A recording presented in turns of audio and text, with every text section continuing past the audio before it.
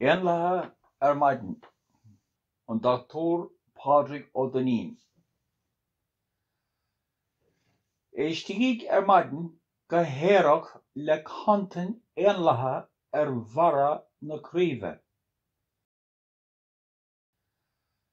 A séise dá leatha spéir is halamh, is féarglas an airge ina dtimpeall.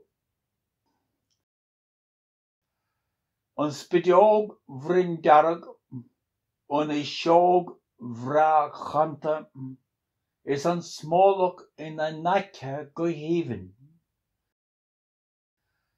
Le pléireacht chranamh ag réiteach ar gasna is ag léirchor an aitis I gcrí againn.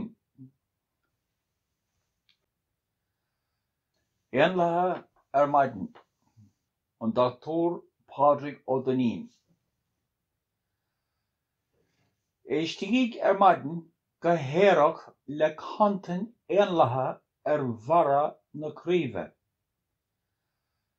A séise dá leatha spéir is halamh, is féarglas an airge ina dtimpeall. An spideog bhronn dearg an seog riachtanach is an smólach ina nace go híomhann.